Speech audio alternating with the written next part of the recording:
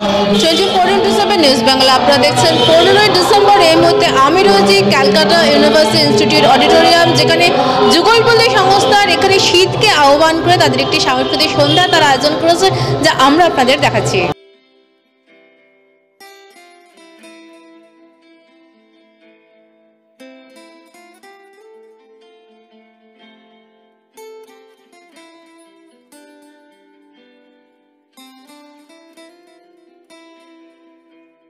প্রায় 1.5 বছর আগে সঙ্গীত শিল্পী ডক্টর অশোক রায় ও নৃত্যশিল্পী মিতালি প্রামাণিকের যৌথ প্রচেষ্টায় শুরু হওয়া এই যুগলবন্দি সাংস্কৃতিক একাডেমিতে নাচ, গান ও আঁকা ইত্যাদি শেখানো হয়।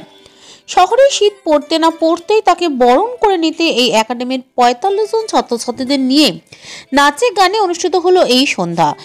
এদের মঞ্চে যুগলবন্দির কর্ণধার কণ্ঠশিল্পী ডক্টর অশোক রায় ও নৃত্যশিল্পী মিতালি প্রামাণিক ছাত্রছাত্রীদের সাথে সঙ্গীত ও নৃত্য পরিবেশনে অংশ নেন। ছাত্রছাত্রীদের উৎসাহিত করতে বিশিষ্ট ব্যক্তিত্বদের মধ্যে উপস্থিত ছিলেন তালবাদ্য শিল্পী মল্লার ঘোষ, বাচিক শিল্পী মল্লিকা ঘোষ, দেশ পত্রিকার প্রাক্তন সম্পাদক সাহিত্যিক হর্ষ দত্ত, প্রদীপ শীল সহ অন্যান্যরা। আজকে হেমন্তের প্রবেশ হলো। আজকের আমাদের থিম হচ্ছে প্রকৃতি, অর্থাৎ প্রকৃতির এক রূপ থেকে আরেক রূপ পরিবর্তন। প্রত্যেকটা মানুষের মধ্যেই তার যে একটা প্রভাব তা আমরা লক্ষ্য করি, এবং নারী পুরুষ এবং পুরুষ প্রকৃতি তার মধ্যে যে একটা যুগলবন্দি, সেটা আমরা আজকের প্রোগ্রামে দেখাচ্ছি। প্রথমে আমরা শুরু করেছি শিব স্তুতি দিয়ে, যেখানে আমরা অর্ধনারীশ্বরকে স্তুতি জানিয়ে আমাদের প্রোগ্রাম শুরু করেছি। তারপর আমাদের আজকের থিম হলো নিসর্গ সন্দর্শন, অর্থাৎ প্রকৃতির অবলোকন। আমরা শীত, গ্রীষ্ম, বর্ষা সকল ঋতুতে মানুষের মধ্যে যে পরিবর্তন হয় সেটাকে আজকে তুলে ধরেছি।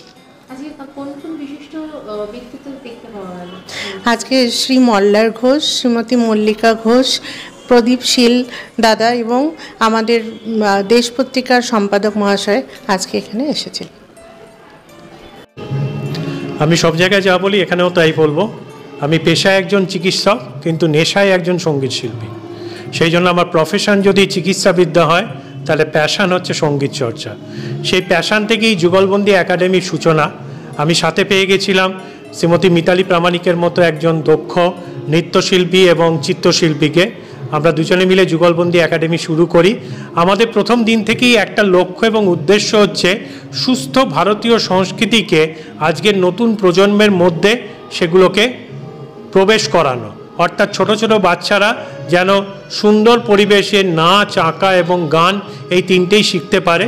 কিন্তু পরবর্তীকালে যেটা দেখা গেল যে বাচ্চাদের সাথে সাথে বড়রাও, যারা কোনোদিনও হয়তো ঘরের বাইরে বেরোয়নি, সঙ্গীত চর্চা, নৃত্য চর্চা বা অঙ্কন চর্চা করেনি, তারাও সমান উৎসাহী এই একাডেমিতে এসে এই সব শিখতে শুরু করলো।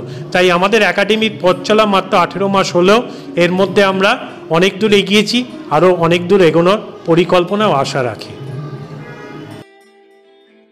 24x7 নিউজ বাংলার সঙ্গে থাকুন, সাথে থাকুন, দেখতে থাকুন। সব খবরের জন্য চোখ রাখুন আমাদের চ্যানেলে।